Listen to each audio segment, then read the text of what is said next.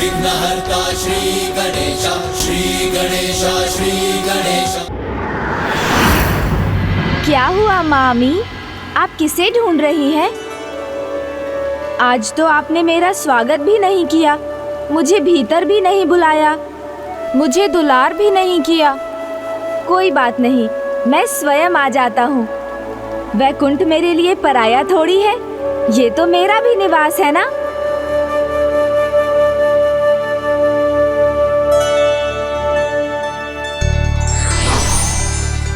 स्वामी,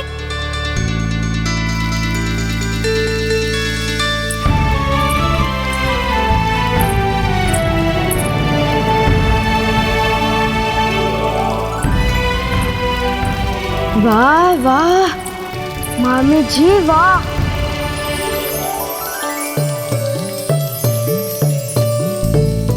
इतनी अच्छी सज्जा, किसी अतिथि की प्रतीक्षा कर रही है मामी जी।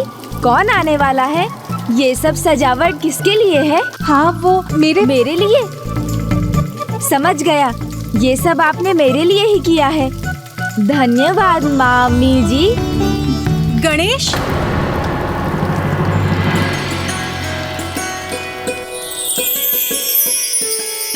वाह मामी जी, आज तो बड़ा विशेष स्वागत हो रहा है मेरा। इतने सारे, इतने स्वादिष्ट पकवान, आहा, आनंद आ जाएगा।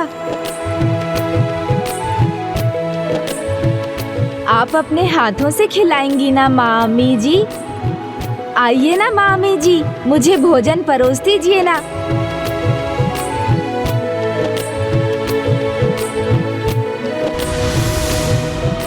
ओहो हो मामी जी, पुत्र वो वाह वाह, ये लड्डू, वाह मामी जी, इतने स्वादिष्ट मिष्ठान। ये गाजा तो बहुत ही स्वादिष्ट है।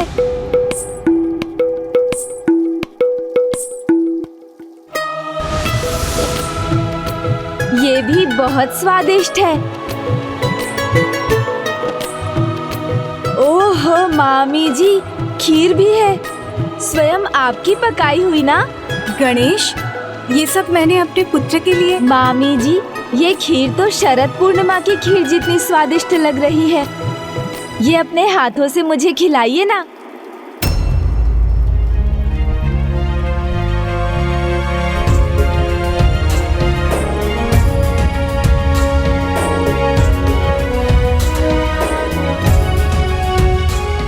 लो गणेश।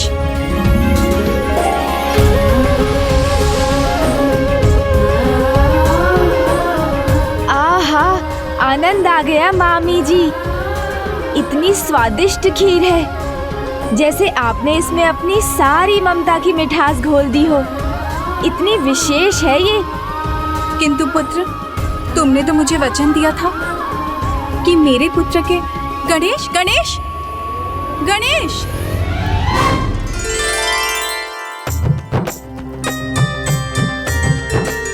मामी जी, खिलौने भी कितने सारे हैं, किंतु मैं तो अब इनसे नहीं खेल सकता ना, बड़ा हो गया हूँ ना। किंतु मामी जी, ये तो बहुत। गणेश, ये तो मेरे पुत्र के। वाह मामी जी, इतने सुंदर वस्त्र, बहुत अच्छे लगेंगे मुझ पर। वाह, इतने अच्छे वस्त्र, किंतु थोड़े छोटे हैं। गणेश, ये भी तो। कोई बात नहीं, छोटे हैं तो क्या हुआ, मैं पहन लूंगा।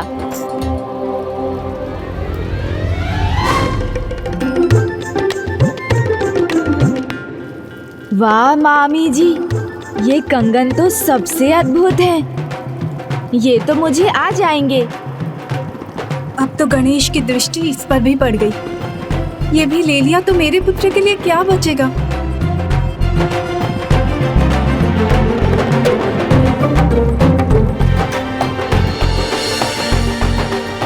गणेश, गणेश, ये तो मेरे पुत्र के लिए है। प्रभु मयूरेश्वर रूप में हमें वचन दिया था तुमने कि मुझे पुत्र रत्न की प्राप्ति होगी, जिसे सदा मेरे साथ पूजा जाएगा। ये सब तो मैंने उसी के लिए किए हैं। और ये कंगन, ये कंगन भी उसी के लिए है गणेश। गणेश, मैं अब और प्रतीक्षा नहीं सहन कर सकती। मुझे बताओ वो कहाँ है और तुम अपना वचन कब पूर्ण करोगे गणेश? मैं उसी के लिए तो आया हूँ मामी जी। तो शुभ कार्य में विलंब क्यों गणेश? मुझे शीघ्र अपने पुत्र से मिलवा दो ना। अच्छा मामी जी, तो अब आप मेरे साथ आइए।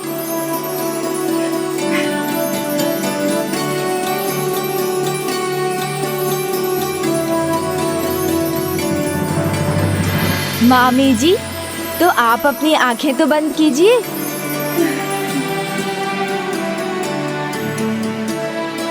अब आंखें खोलकर देख लीजिए अपने पुत्र को। वो तो आपके सामने ही है माँ।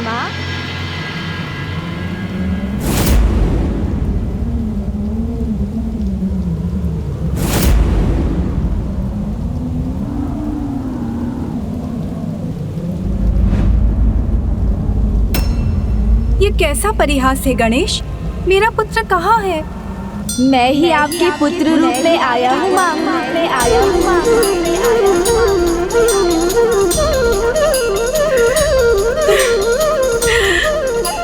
कब से आपको मामी कहकर पुकार रहा हूँ। मामी में पहले तो माँ ही आता है ना मामी जी, किंतु अब मामी नहीं माँ कहकर पुकारूंगा मैं आपको, क्योंकि मैं ही आपका दत्तक पुत्र बनने आया हूँ। आप मुझे अपने दत्तक पुत्र के रूप में स्वीकार करेंगी ना माँ? आइए ना मामी जी, मुझे भोजन परोस दीजिए ना। वाह मामी जी, ये कंगन तो सबसे अद्भुत है। पुत्र, मेरा पुत्र।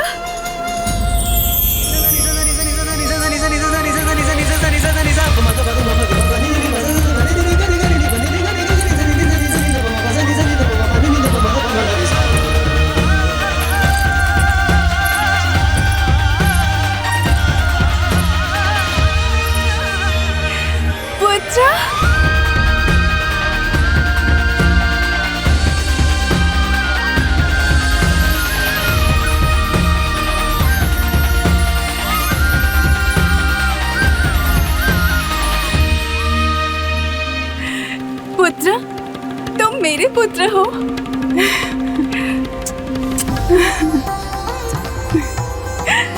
अवश्य स्वीकार करूंगी पुत्र। आज से तुम मेरे पुत्र और मैं तुम्हारी माँ।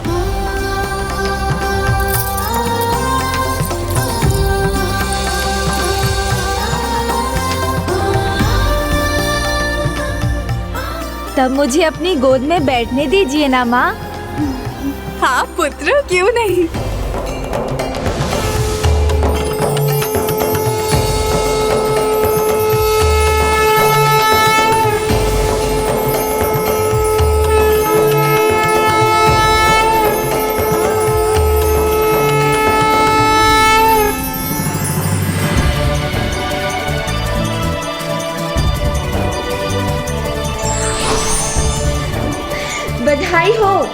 बधाई हो गणेश की माँ।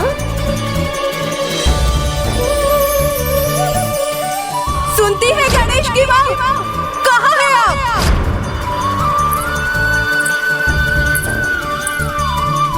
प्रणाम माता। मैं आपको प्रसन्न देखकर अत्यंत प्रसन्न हूँ गणेश की माँ। हाँ देवी पार्वती, गणेश अब मेरा दत्तक पुत्र है, इसलिए इस पर आपका जितना अधिकार है उतना ही मेरा भी। अवश्य देवी लक्ष्मी, आपने गणेश को दत्तक रूप में स्वीकार कर मुझे भी अपने शाप की ग्लानि से मुक्त कर दिया, क्योंकि उसी के कारण तो मुझे वरदान मिला। स्वयं मंगल मूर्ति प्रथम पूज्य विघ्नहर्ता गणेश मुझे पुत्र रूप में मिले। गणेश को पुत्र रूप में पाकर मैं धन्य हो गई देवी, मैं धन्य हो गई। धन्य तो अब ये संसार होगा देवी लक्ष्मी, जब माँ और पुत्र अर्थात देवी लक्ष्मी और प्रथम पूज्य गणेश की पूजा दीपावली के शुभ अवसर पर एक साथ होगी। उससे गणेश की शुभता और लक्ष्मी की समृद्धि प्राप्त होगी। दीपावली के शुभ अवसर पर एक साथ होगी, उससे गणेश की शुभता और लक्ष्मी की समृद्धि प्राप्त होगी।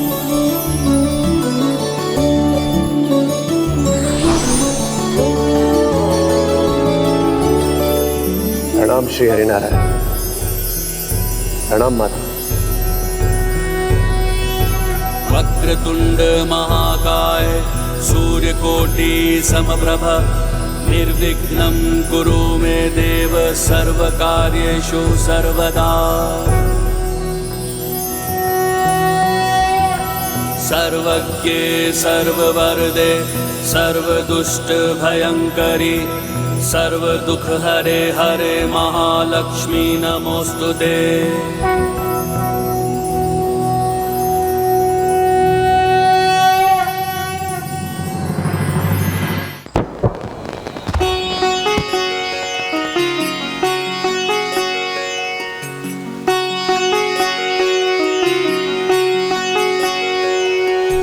जय गणेश जय गणेश जय गणेश देवा, माता जाकी पार्वती पिता महादेवा।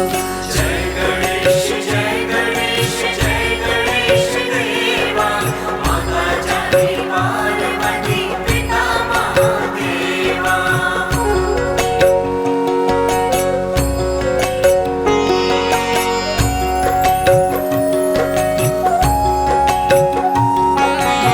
एक दंत दयावंत चार भुजाधारी, माथे सिंदूर सोहे मूसक सवारी।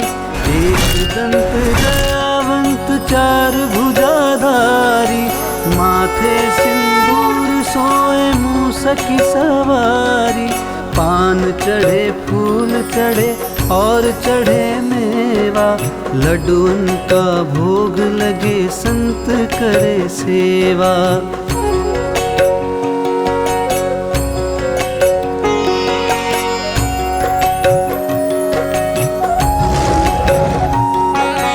अंधन को आँख देत कोढ़िन को काया, बांझन को पुत्र देते निर्धन को माया। सूर्य शाम शरण आए सफल कीजे सेवा। जय गणेश जय गणेश जय गणेश देवा, माता जाकी पार्वती पिता महादेवा।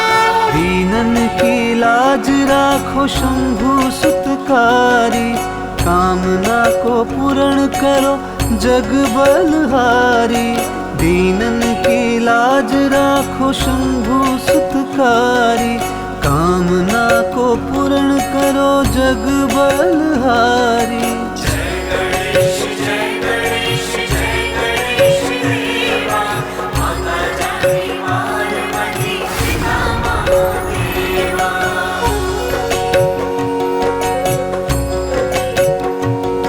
कल्याण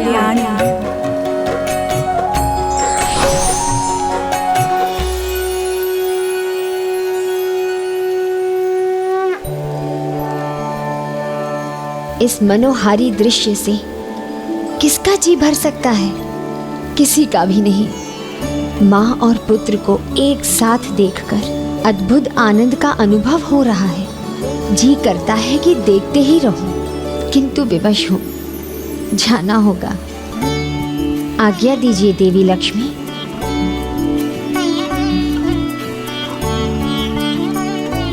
देवी लक्ष्मी, दुखी मत होइए।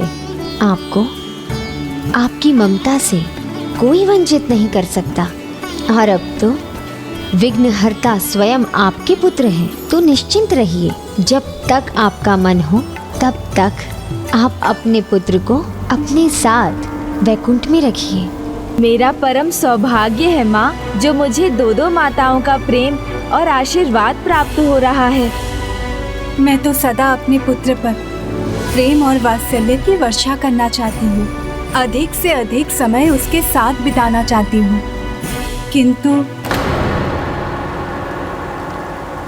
किंतु क्या प्रिय? किंतु स्वामी, मुझे अभी स्वयं कुछ समय के लिए जाना होगा। पुत्र गणेश के साथ से कुछ अवधि के लिए वंचित होना होगा। बस यही दुख है मुझे। क्यों देवी लक्ष्मी? इससे अधिक महत्वपूर्ण और क्या हो सकता है? मेरा प्रण जो मैंने कुछ समय पूर्व लिया था कि जब मुझे मातृत्व का सुख प्राप्त होगा तब मैं 3 महानतम साध्वियों के हल्दी कुमकुम के लिए यात्रा करूंगी।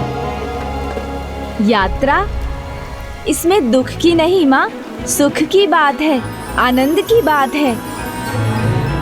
हाँ पुत्र, तुम तो अभी मुझे मिले हो और तुमसे मुझे दूर होना होगा।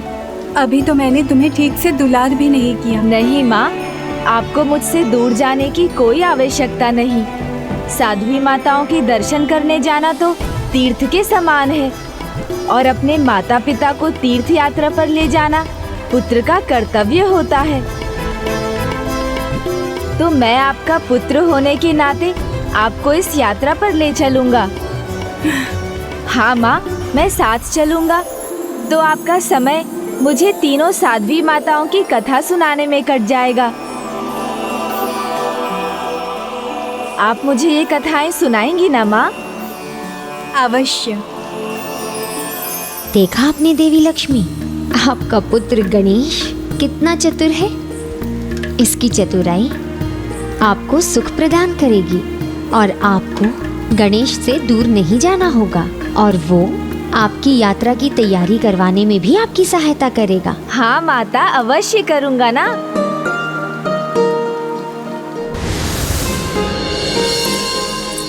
माँ, हाँ पुत्र। माँ, मैंने कह तो दिया मैं आपको हल्दी कुमकुम करने लेकर जाऊंगा, किंतु ये तो मुझे पता ही नहीं कि हल्दी कुमकुम होता कैसा है। बहुत सरल है समझना पुत्र। हल्दी और कुमकुम का लेप होता है जिससे मुझे 3 साध्वियों का तिलक करना होगा और उन्हें सुहाग की सामग्री जैसे कि मांग टीका, सिंदूर, काजल, कंगन, पायल, लाल वस्त्रों का जोड़ा उन्हें भेंट कर उनसे उनका आशीर्वाद लेना है और उनके परम सौभाग्य की कामना करना है। लीजिए माँ, मैं आपकी सहायता कर देता हूँ।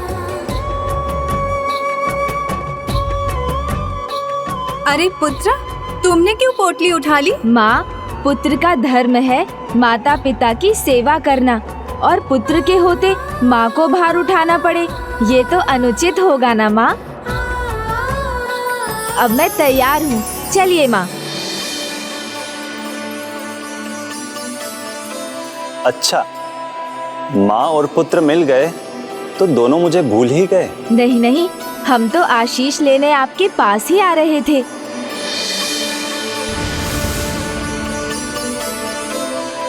मैं आपको आशीष देता हूँ, आपकी यात्रा सफल होगी। पुत्र गणेश, अपनी माता का ध्यान रखना। ठीक है, अब शीघ्रता कीजिए माँ, चलिए अन्यथा देर हो जाएगी।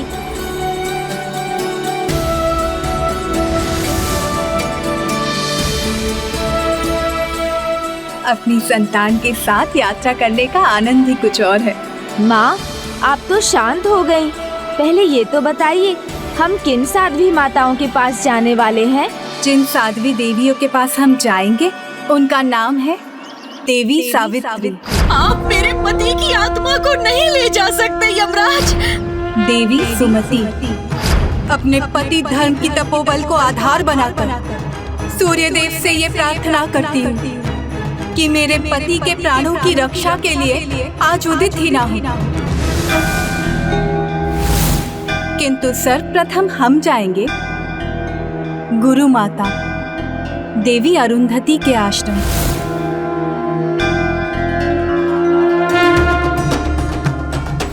वही ना माँ, माता अरुंधति।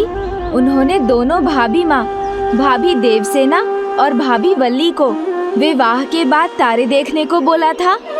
हाँ पुत्र। किंतु माँ, माता अरुंधति ने ऐसा क्या किया था जो उन्हें इतनी प्रतिष्ठा मिली कि एक तारा उन्हीं के नाम पर है और वो भी सप्त ऋषियों के इतने निकट। प्रेम भाव संसार में सबसे श्रेष्ठ भाव होता है और पति पत्नी के संबंध में परस्पर प्रेम के साथ त्याग की भावना भी जुड़ी होती है। देवी अरुंधति के मन में अपने पति के प्रति अद्भुत प्रेम था, जिन्हें पाने के लिए उन्होंने अथक तपस्या की, त्याग किया, यहाँ तक कि पुनर्जन्म भी लिया और उनके पवित्र प्रेम के फल स्वरूप उन्हें यथोचित पुरस्कार भी मिला। तब तो मुझे उनकी कथा सुनाइए ना माँ। आओ पुत्र, उनके आश्रम की ओर जाते जाते मैं तुम्हें उनकी कथा भी सुनाती हूँ। देवी अरुंधति की कथा का आरंभ उनके पिछले जन्म से होता है, जब उनका जन्म प्रभु ब्रह्मदेव की मानस पुत्री के रूप में हुआ था।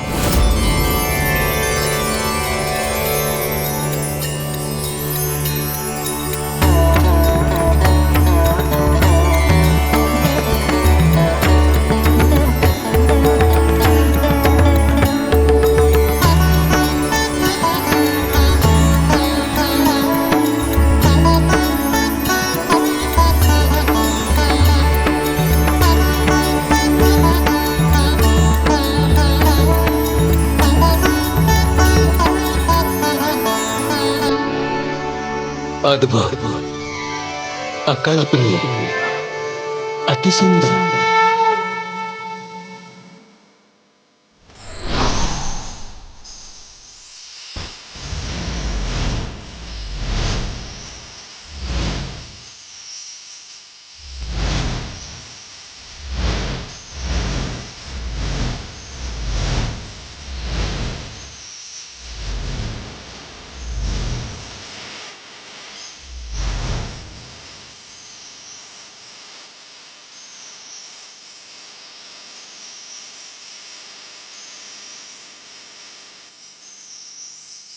प्रणाम माता, प्रणाम पिताश्री। सौभाग्यवती भव। सौभाग्यवती भव। हे महान सृष्टि रचयिता, मैं भी आप ही की रचना हूँ, आपकी मानस पुत्री हूँ। कृपा कर मुझे मेरा नाम दें और मुझे ज्ञान प्रदान करें।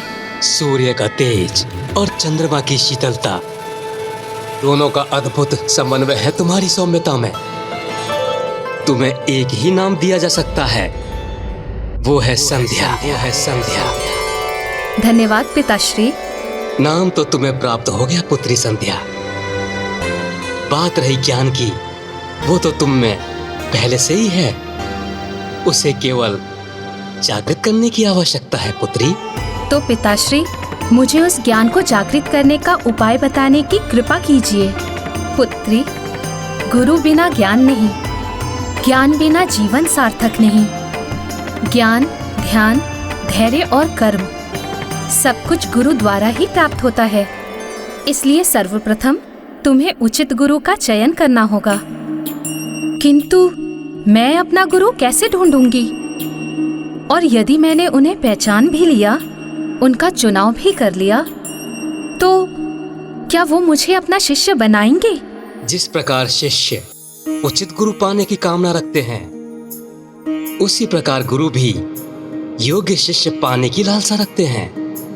तुम्हें ज्ञान का मार्ग दिखाने वाले गुरु कोई ब्रह्म ऋषि ही होंगे, जो अनेकों में भी तुम्हें पहचान लेंगे और तुम भी उनके निकट जाने पर उनकी दिव्यता से प्रभावित होकर एक पल में उन्हें पहचान लोगी। धन्यवाद पिताश्री। कौन थे वो ब्रह्म ऋषि जो देवी संध्या के गुरु बनने वाले थे? वो जो श्री हरि नारायण के समान तेजस्वी है, प्रभु ब्रह्मदेव के समान वैदिक ज्ञान के परम ज्ञाता हैं और सादगी में महादेव के समान हैं, दिव्यता के सागर हैं, सर्वथा अनूठे हैं। ब्रह्म ऋषि श्री वशिष्ठ। ऋषि वशिष्ठ अपने ध्यान में लीन थे और माता संध्या ब्रह्मदेव का आशीष पाकर अपने सद्गुरु को ढूंढते हुए बृहल लोहित सरोवर के तट पर पहुंच गई। परंतु अभी भी उनसे कोसों दूर होने पर भी माता को अपने गुरु का, यानी कि ऋषि वशिष्ठ का आभास हो गया।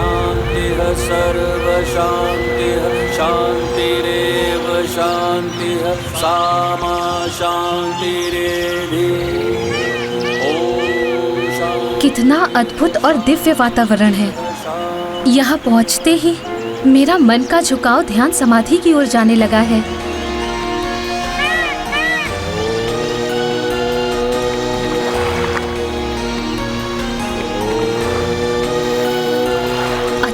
दिव्य और अद्भुत स्पंदन है यहाँ। ये किसके दिव्य जाप का प्रभाव है?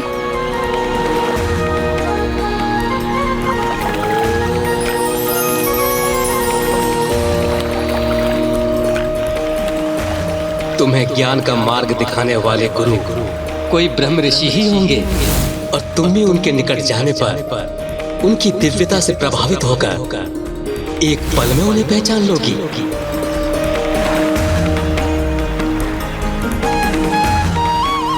गुरुदेव, आपकी शिष्या ने आपको पहचान लिया। ब्रह्म ऋषि श्री वशिष्ठ के दिव्य आभा का ऐसा प्रभाव हुआ उन पर कि माता के मन का रुझान ध्यान और समाधि की ओर ही हो गया। वो गुरुदेव की दिशा में बढ़ती ही चली गई। उन्हें इसका भी ध्यान न रहा कि वो सरोवर की गहराई में उतरती जा रही हैं, किंतु रुकना अब संभव नहीं था। उन्हें तो अपने गुरु के पास पहुंचना था और वो आगे बढ़ती ही चली गई। परंतु आज कोई बाधा उन्हें कहाँ रोक सकती थी।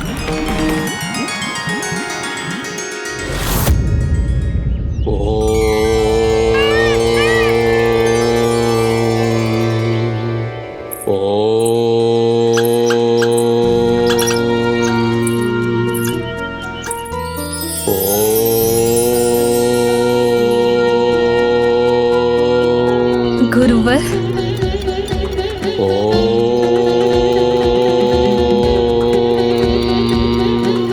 प्रणाम गुरुदेव। उठिए देवी संध्या।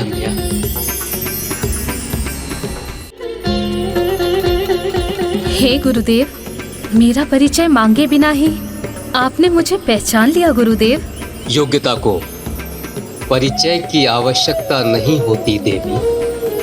जिस प्रकार आप मुझे ढूंढ रही थी, उसी प्रकार मैं भी आपकी प्रतीक्षा में था। मेरी शिष्या बनने के लिए स्थान ग्रहण कीजिए देवी संध्या। हे गुरुदेव, शिष्या का मन गुरु से अधिक कौन समझ सकता है?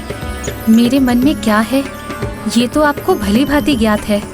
शिष्या के रूप में मुझे स्वीकार कर मेरे ज्ञान को जागृत करने की कृपा कीजिए। जिन गुरु वशिष्ठ ने उनका ज्ञान जागृत किया, उन्हें तप का ज्ञान दिया। देवी संध्या पर उनकी दिव्यता का प्रभाव हुए बिना कैसे रह सकता था? गुरु के प्रति उनकी श्रद्धा ने उनके मन में एक और इच्छा को जन्म दिया, सदा गुरु के साथ रहने की इच्छा। उनके अथाह ज्ञान सागर से निरंतर ज्ञान की मोती चुनते रहने की इच्छा, उनकी सेवा करने की इच्छा, उनकी शिष्या ही नहीं, उनकी अर्धांगिनी बनने की इच्छा। तो क्या गुरु वशिष्ठ ने भी उन्हें स्वीकार किया? क्या उनके साथ देवी संध्या का विवाह भी संपन्न हुआ माँ? नहीं पुत्र, उन्हें अपने मनचाहे वर को पाने के लिए घोर तपस्या करनी पड़ी थी। ओम नमो वासुदेवाय नमः। ओम नमो वासुदेवाय नमः। ज्ञान प्राप्ति के क्रम में गुरु ने उन्हें इच्छा पूर्ति करने की तप विधि भी सिखाई और देवी संध्या गुरु वशिष्ठ को अपने पति रूप में पाने के लिए घोर तपस्या करने लगी।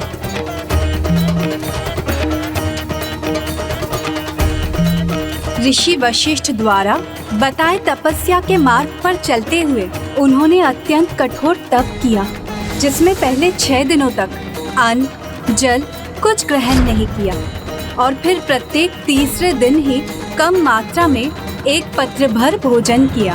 भूमि पर ही अपनी शैया बिछाई, उसी पर विश्राम करने लगी। फिर देवी संध्या पूर्ण समर्पण के साथ अपनी तपस्या में लीन हो गई और अनेकों वर्षों तक तपस्या में लीन रही। फिर दिन हो या रात हो, ऋतुओं का कैसा भी आघात हो, उनके तपस्वी मन पर कोई घात नहीं लगा सका। वो निरंतर एकाग्रचित्त रहकर उसी में डूबी रही। अनेकों वर्षों के उनके इस तप के बाद स्वयं स्वामी श्री हरि नारायण प्रसन्न हुए, उन्हें अपने दर्शन प्रदान किए।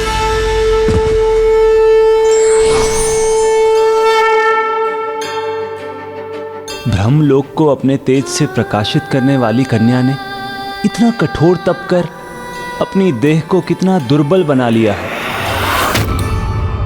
उठिए देवी, आपकी तपस्या संपन्न हुई।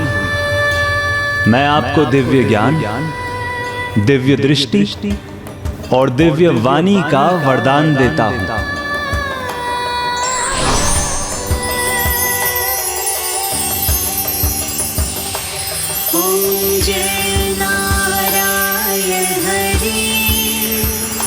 स्वामी जय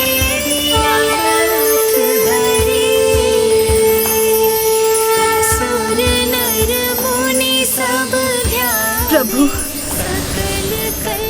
प्रणाम प्रभु। देवी, मैं आपकी तपस्या और आपकी निष्ठा से अत्यंत प्रसन्न हूं। मेरे वरदान के अतिरिक्त मैं आपको आशीर्वाद भी देता हूं कि आपने जिस इच्छा से यह अनुष्ठान किया है वो अवश्य पूर्ण होगा। आपको पत्नी रूप में ऋषि वशिष्ठ का सानिध्य अवश्य प्राप्त होगा, किंतु इस जन्म में नहीं। इस जन्म में तो वो आपके गुरु हैं देवी, इसलिए उन्हें पति रूप में पाने के लिए आपको अगले जन्म की प्रतीक्षा करनी होगी। यदि ऐसा है प्रभु, तो मुझे अभी इसी क्षण अपने प्राण त्यागने की अनुमति दीजिए। यदि माता संध्या ने अपने जीवन का त्याग कर दिया, तो फिर उन्होंने ऋषि वशिष्ठ का सानिध्य कैसे प्राप्त किया माँ?